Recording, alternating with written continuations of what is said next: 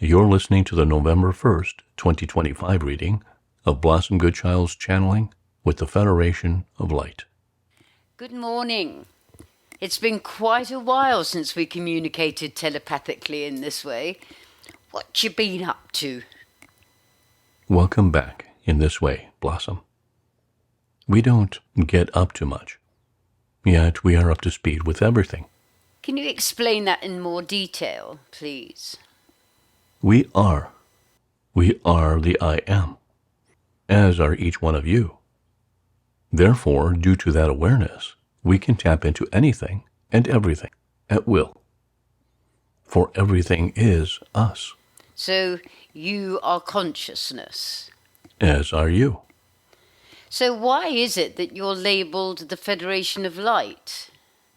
For identity purposes. We are a formed group of light beings that belong within consciousness. We do not have a specific home or reside on a particular planet. We choose to come together to connect with your Earth and many other systems that care to connect with us. Our aim is to bring joy and uplift the souls of others who may be seeking assistance. Are you always together as a group? No, for it is not necessary. For want of a better way of putting it, we move through segments at will. Imagine trying to explain consciousness, Blossom. It is not possible. A few times in the past, I felt as if I'd joined you.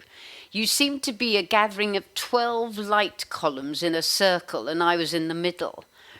Another time, we seemed to be sitting at a table discussing things, even though you were light columns. This was a way to present ourselves. Was it not that you felt each one of us as individuals, even though we had form, yet no faces? Yes. So, in the same sense, we know each one of you as individual, and yet you are, like us, one and the same.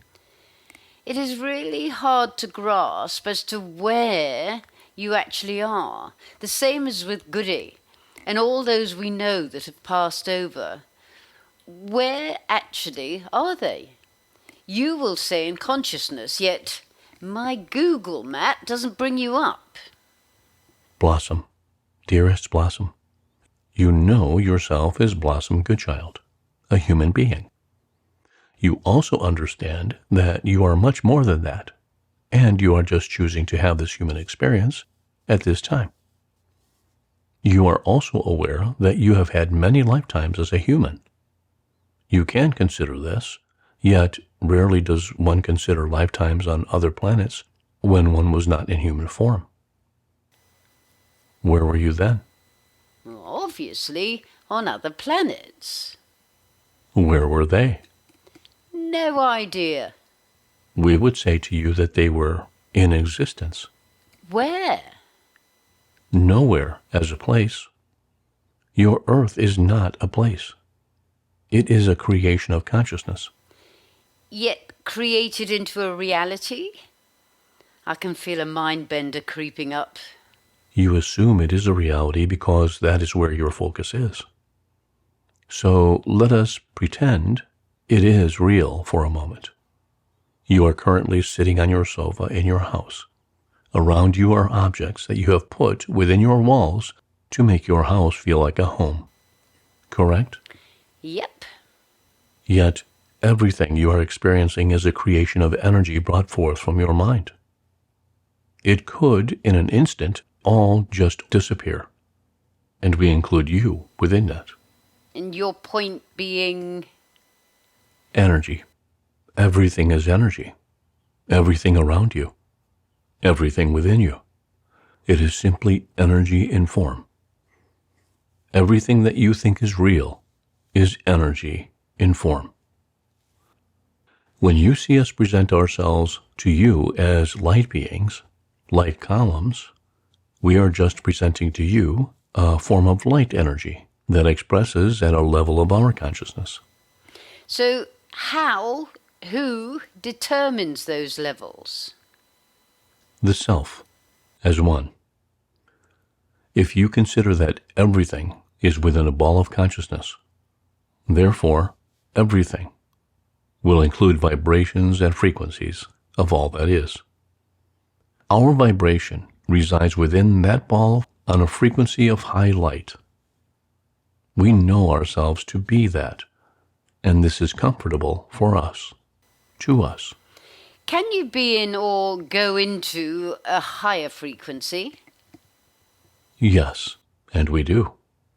Yet, in order to communicate with you in this way, we form our group on a vibrational frequency that is compatible to reach out and touch yours.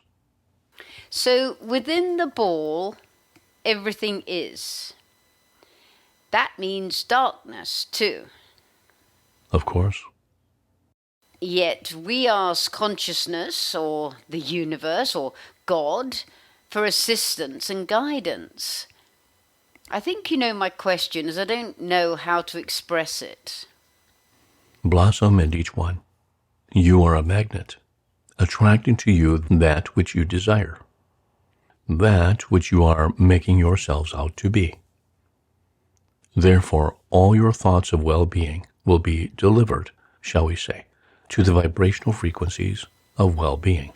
Yet it seems sometimes the postman delivers to the wrong address. For I know many who ask for well-being, and they are good, loving souls, and yet their prayers do not get answered. As much as you find this difficult to comprehend, all prayers are answered. You're right. I don't understand that, not at all. For those in great pain, either mentally, emotionally, or physically, they pray for relief, yet it does not always come. And then they pop their clogs. No prayer answered there.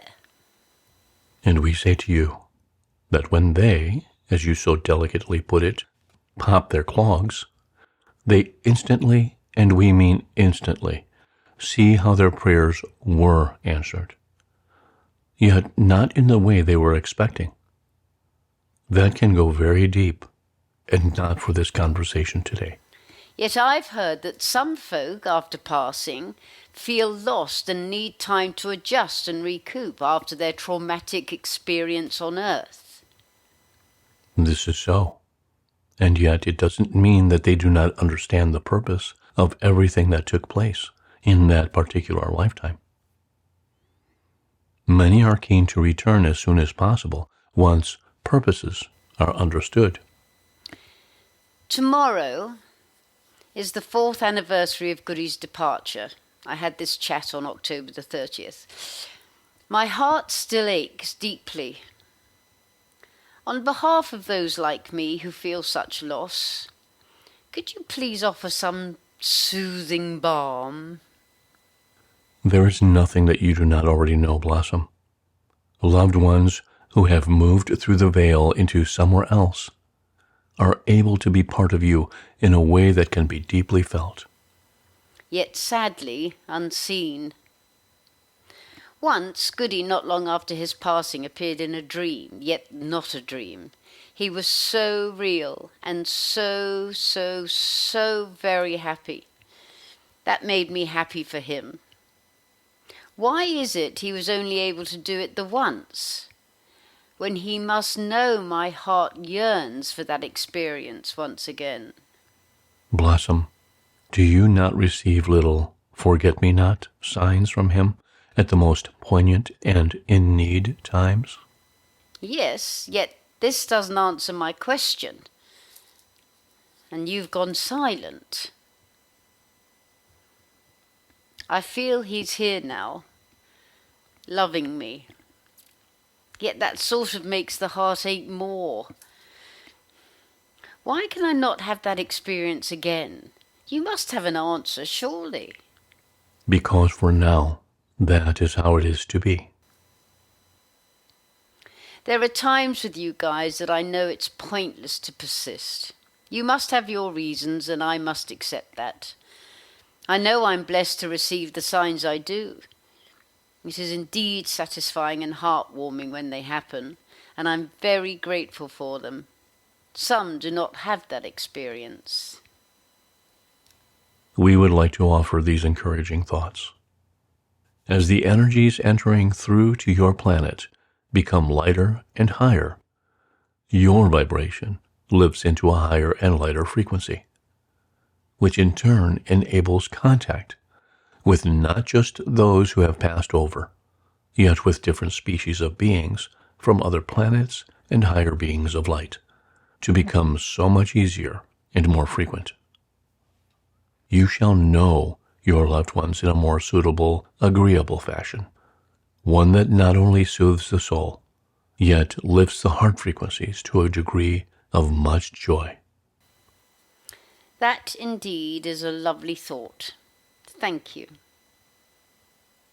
We know that on another level, each one of you understands so much more than you think you do.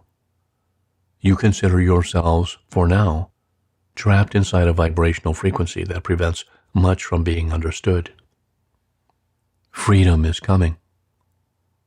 Freedom is always with you, and as the veils are gently and softly being removed, this shall bring much enlightenment in such a way, Blossom and all, that questions that are being asked at this time will no longer need to be answered, for so much more shall make sense as to the whys and wherefores of all that is. Thanks, guys. Appreciate you coming together to assist. And we appreciate each and every one of you for being exactly as you are. In gratitude, in loving service, I am.